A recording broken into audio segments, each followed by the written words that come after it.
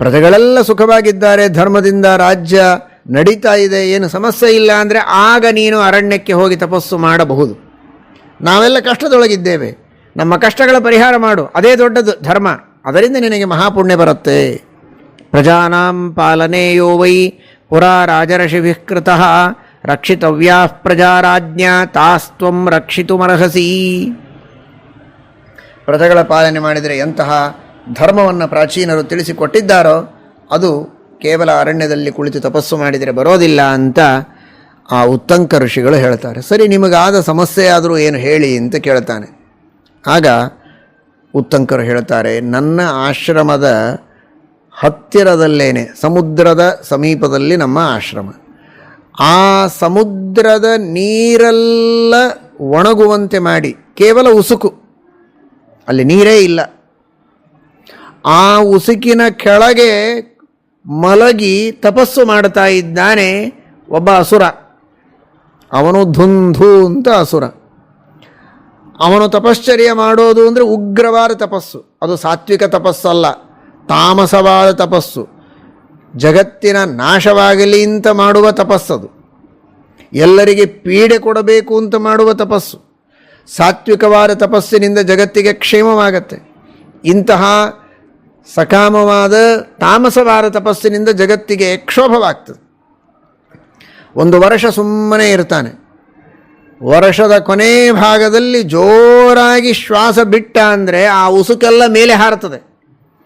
ಮೇಲೆ ಹಾರೋದು ಅಂದರೆ ಬರೇ ಉಸುಕಲ್ಲ, ಅವನ ಮುಖದಿಂದ ಅಗ್ನಿಯೂ ಹೊರಗೆ ಬರ್ತದೆ, ಗಾಳಿ ಮಾತ್ರ ಅಲ್ಲ, ಗಾಳಿಯ ಜೊತೆಗೆ ಅಗ್ನಿ. ಹೀಗಾಗಿ ಉಸುಕೆಲ್ಲ ಮೇಲೆ ಸಿಡಿಯುತ್ತೆ, ಕೆಂಡ ಮೇಲೆ ಬರುತ್ತೆ, ಕಿಡಿಗಳು ಹಾರುತ್ತದೆ, ಹೊಗೆ ಬರುತ್ತದೆ, ಸುತ್ತಮುತ್ತಲಿನ ಪರಿಸರದೊಳಗಿದ್ದ ಜನರು, ಪ್ರಾಣಿಗಳು, ಪಶುಗಳು, ಪಕ್ಷಿಗಳೆಲ್ಲ ಸಂತ್ರಸ್ತವಾಗಿ ಹೋಗ್ತವೆ. ಆಶ್ರಮವಾಸಿಗಳಾದ ನಾವೆಲ್ಲ ಬಹಳ ತಪ್ತರಾಗ್ತೇವೆ. ಹೀಗೆ ಪ್ರತಿ ವರ್ಷವೂ ನಮ್ಮ ಹಣೆ ಬರಹ. ಅದನ್ನು ಸುಧಾರಿಸಿಕೊಳ್ಳುವುದರೊಳಗೆ ಮತ್ತೆ ಒಂದು ವರ್ಷ ಆಗಿರುತ್ತೆ. ಹೇಗಾದರೂ ಮಾಡಿ ಆ ಧುಂಧುವಿನ ಸಂಹಾರ ಮಾಡು, ಆಮೇಲೆ ಬೇಕಾದರೆ ನೀನು ಅರಣ್ಯಕ್ಕೆ ಹೋಗು, ತಪಸ್ಸು ಮಾಡು. ಆಗ ಬೃಹದಶ್ವ ಹೇಳ್ತಾನೆ, ನಾನು ರಾಜ್ಯವನ್ನು ಬಿಟ್ಟು ಹೊರಟಾಯಿತು, ತುಳಸೀದಲ ಇಟ್ಟು ಕೃಷ್ಣಾರ್ಪಣ ಹೇಳಿ ಈ ಕಡೆಗೆ ಮುಖ ಮಾಡಿದ್ದೇನೆ, ಅರಣ್ಯದ ಕಡೆಗೆ. ಇನ್ನು ಮತ್ತೆ ಆ ಮಾಯಾ ಮೋಹ ಮಮತೆಗಳ ಪಾಶದಲ್ಲಿ ಸಿಲುಕುವುದಕ್ಕೆ ನಾನು ತಯಾರಿಲ್ಲ.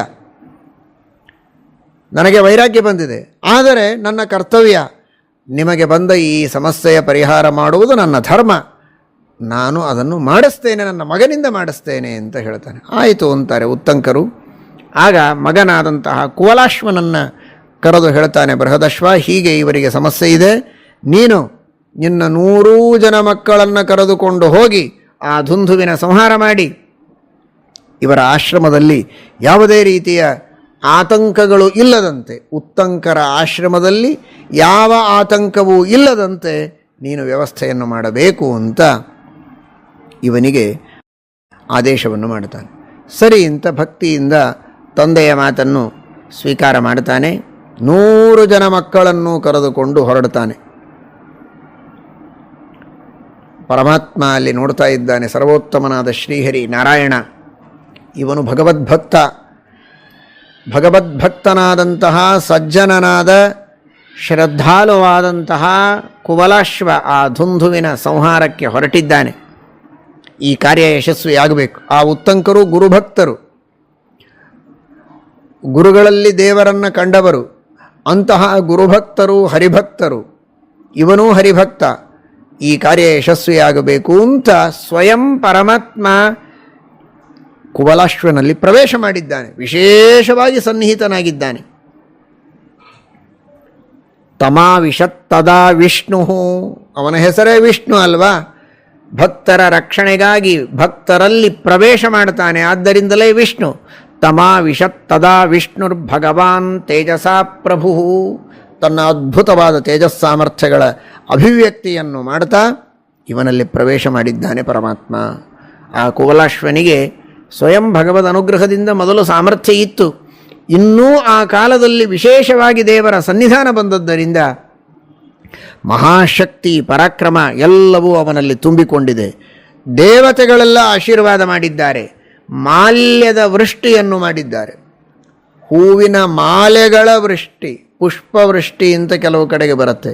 ಇಲ್ಲಿ ಹೇಳ್ತಾರೆ ದಿವ್ಯೈಹಿ ಮಾಲ್ಯೈಶ್ಚ ತಂ ದೇವಾಹ ಸಮಂತಾತ್ ಸಮವಾಕಿರನ್. ಅದ್ಭುತವಾದ ಪುಷ್ಪಗಳ ಮಾಲೆಗಳ ವೃಷ್ಟಿಯನ್ನು ಮಾಡಿ ಇವನಿಗೆ ವಿಜಯವಾಗಲೇಬೇಕು ಅನ್ನುವುದಕ್ಕೋಸ್ಕರ ಮೊದಲೇ ವಿಜಯ ಮಾಲೆಯನ್ನು ಇವನ ಕೊರಳಿಗೆ ಹಾಕಿದ ರೀತಿಯಲ್ಲಿ ದೇವತೆಗಳೆಲ್ಲ ಆಶೀರ್ವಾದ ಮಾಡಿದ್ದಾರೆ. ಆ ಎಲ್ಲ ದೇವತೆಗಳ ಆಶೀರ್ವಾದ, ದೇವತೆಗಳಲ್ಲಿ ಅಂತರ್ಯಾಮಿಯಾದ ಸಾಕ್ಷಾತ್ ವಿಷ್ಣುವಿನ ಅನುಗ್ರಹ ಹಾಗೂ ವಿಷ್ಣುವಿನ ಪ್ರವೇಶ ಇದೆಲ್ಲ ಇವನಲ್ಲಿ ಆಗಿದೆ. ಅಷ್ಟೆಲ್ಲ ಸಾಮರ್ಥ್ಯವನ್ನು ತುಂಬಿಕೊಂಡು ದೇವತಾನುಗ್ರಹವನ್ನು ಪಡೆದು ಅಸುರನ ಸಂಹಾರಕ್ಕೆ ಮುಂದಾಗಿದ್ದಾನೆ. ಯಾವುದೇ ಒಂದು ಸತ್ಕಾರ್ಯ ಮಾಡಬೇಕಾದರೆ ಪರಮಾತ್ಮನ, ವಾಯುದೇವರ, ದೇವತೆಗಳ, ಗುರುಗಳ ಅನುಗ್ರಹವನ್ನು ಪಡೆದು ನಾವು ಮುಂದಾಗಬೇಕು ಅನ್ನುವುದನ್ನು ತೋರಿಸಿಕೊಡ್ತಾರೆ. ಆ 100 ಜನ ಮಕ್ಕಳಿಗೆ ಹೇಳಿದ, ನೋಡಿ ಮತ್ತೆ ಕೆಲಸದವರನ್ನು ಕರೆಯಲಿಲ್ಲ, ಸ್ವಂತ ತನ್ನ ಮಕ್ಕಳಿಗೆ ಹೇಳ್ತಾನೆ, ಆ ಎಲ್ಲ ಉಸುಕನ್ನು ಕಿತ್ತಿ ತೆಗೀರಿ, ಒಳಗಿರುವ ಅಸುರನ ಸಂಹಾರ ಮಾಡಬೇಕು ಅಂತ. ಆ ಭೂಮಿಯನ್ನು ಖನನ ಮಾಡುವುದಕ್ಕೆ, ಮೇಲೆ ಇದ್ದ ಉಸುಕನ್ನು ಎತ್ತಿ ಆಚೆಗೆ ಎಸೆಯುವುದಕ್ಕೆ ತನ್ನ ಕರ್ಮಕಾರಕರಿಗೆ ಹೇಳೋದಿಲ್ಲ, ಸ್ವಂತ ಮಕ್ಕಳಿಗೆ ಹೇಳ್ತಾನೆ, ರಾಜಕುಮಾರರಿಗೆ. ಈ ಅಸುರನ ಸಂಹಾರ ಇದು ದೇವರ ಸೇವೆ. ಆ ಋಷಿಗಳ ಆಶ್ರಮದಲ್ಲಿ ಬಂದ ಆತಂಕದ ಪರಿಹಾರ ಮಾಡುವುದೊಂದು ದೊಡ್ಡ ದೇವರ ಸೇವೆ ಇದು. ನೀವು ಸ್ವಂತ ಮಾಡಿ, ಪ್ರಾಣ ಹೋದರೂ ಅಡ್ಡಿ ಇಲ್ಲ, ನೀವು ಮಾಡಿ ಅಂತಾನೆ. ಅದು ಹಾಗೇ ಆಗತ್ತೆ. ಅವನು ಭಾರೀ ಉಗ್ರವಾದ ತನ್ನ ಜ್ವಾಲೆಯನ್ನು ಹೊರಗೆ ಬಿಡ್ತಾನೆ, ನೀರನ್ನೂ ಬಿಡ್ತಾನೆ. ಆ ಜ್ವಾಲೆಯಿಂದ ಸುಟ್ಟು ನೀರಿನಲ್ಲಿ ಮುಳುಗಿ ಇವರೆಲ್ಲ ಸತ್ತು ಹೋಗ್ತಾರೆ. 97 ಜನ ಸಾಯ್ತಾರೆ, 3 ಜನ ಮಾತ್ರ ಉಳಿತಾರೆ. 100 ಜನ ಮಕ್ಕಳಲ್ಲಿ 97 ಜನ ಮಕ್ಕಳು ಅವನ ಅಗ್ನಿ ಹಾಗೂ ಜಲದಿಂದ ನಷ್ಟರಾಗಿ ಹೋಗ್ತಾರೆ. 3 ಜನ ಉಳಿತಾರೆ. ದೃಢಾಶ್ವ, ಚಂದ್ರಾಶ್ವ, ಕಪಿಲಾಶ್ವ ಅಂತ 3 ಜನ ಮಕ್ಕಳು ಮಾತ್ರ ಉಳಿತಾರೆ. ಉಳಿದವರೆಲ್ಲ ನಷ್ಟರಾಗಿ ಹೋಗ್ತಾರೆ. ಕುವಲಾಶ್ವ ಮಾತ್ರ ಗಟ್ಟಿಯಾಗಿದ್ದಾನೆ. ಮಕ್ಕಳೆಲ್ಲ ಮೃತರಾದರು ಅಂತ ನಿರಾಶನಾಗಿ ಹತಾಶನಾಗಿ ಓಡಿ ಹೋಗೋದಿಲ್ಲ, ಬಂದ ಕಾರ್ಯವನ್ನು ಪೂರ್ಣ ಮಾಡಲೇಬೇಕು ಅಂತ ಹಾಗೆ ಧೈರ್ಯದಿಂದ ಇರ್ತಾನೆ.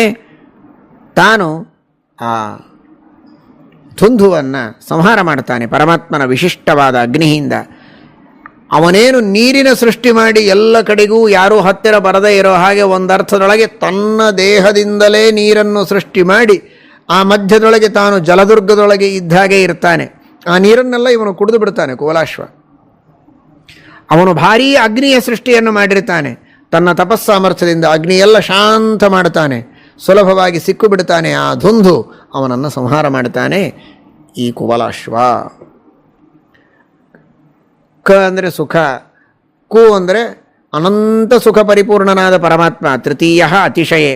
ಆ ಅನಂತ ಸುಖ ಪರಿಪೂರ್ಣನಾದ ಪರಮಾತ್ಮನಿಂದ ಬಲವನ್ನು ಪಡೆದುಕೊಂಡಂತಹ ಅಶ್ವ, ಇಂದ್ರಿಯಗಳು ಹಾಗೂ ದೇಹ ಉಳ್ಳವನು ಕುವಲಾಶ್ವ. ಕು ಪರಮಾತ್ಮನಿಂದ ಬಲ ಪಡೆದುಕೊಂಡ ಅಶ್ವಗಳನ್ನು, ಇಂದ್ರಿಯ ಮತ್ತು ದೇಹಗಳನ್ನು ಪಡೆದುಕೊಂಡವನಾದದ್ದರಿಂದ ಕುವಲಾಶ್ವ.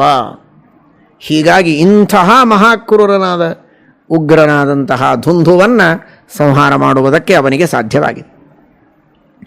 ಅವನನ್ನು ಸಂಹಾರ ಮಾಡಿದ. ಉತ್ತಂಕ ವರ ಕೊಡ್ತಾ ಇದ್ದಾನೆ. ಉತ್ತಮವಾದಂತಹ ಸಂಪತ್ತು ನಿನಗೆ ಬರಲಿ. ಯಾವ ಸಂಪತ್ತಿನಿಂದ ಮೋಕ್ಷ ಸಾಧನೆಯನ್ನು ಮಾಡಬಹುದೋ ಅಂತಹ ಶ್ರೇಷ್ಠವಾದ ಸಂಪತ್ತು. ಧನಂ ಹಿ ಧರ್ಮೈಕ ಫಲಂ, ಧರ್ಮಕ್ಕೆ ಉಪಯುಕ್ತವಾಗುವ, ದೇವರ ಅನುಗ್ರಹವಾಗುವುದಕ್ಕೆ ಸಾಧನವಾಗುವಂತಹ ಶುದ್ಧ ಸಂಪತ್ತು ನಿನಗೆ ಬರಲಿ. ಎಂದಿಗೂ ಶತ್ರುಗಳಿಂದ ಪರಾಜಯವಾಗುವುದು ಬೇಡ. ಧರ್ಮೇ ರತಿಂಚ ಸತತಂ, ಯಾವಾಗಲೂ ಧರ್ಮದಲ್ಲಿ ಹೀಗೇ ಆಸಕ್ತಿ ಇರಲಿ. ಸ್ಥಿರವಾಗಿ ಸ್ವರ್ಗದಲ್ಲಿ ವಾಸ ನಿನಗೆ ಮುಂದೆ ಸಿಗಲಿ. ಈಗ 97 ಜನ ನನಗೋಸ್ಕರ, ನಮ್ಮೆಲ್ಲರಿಗೋಸ್ಕರ ಋಷಿಗಳಿಗಾಗಿ ಪ್ರಾಣ ಕೊಟ್ಟಿದ್ದಾರಲ್ಲ, ಅವರಿಗೆ ಅಕ್ಷಯವಾದ ಸ್ವರ್ಗವಾಸ ಸಿಗಲಿ. ಬಹುಕಾಲದವರೆಗೆ ಸ್ವರ್ಗಲೋಕ ಅವರಿಗಾಗಲಿ ಎಂಬುದಾಗಿ 5 ವರಗಳನ್ನು ಉತ್ತಂಕ ಅವನಿಗೆ ಕೊಟ್ಟಿದ್ದಾನೆ. ಈ ರೀತಿ ಇವನ ವಂಶವನ್ನು ಹೇಳ್ತಾರೆ.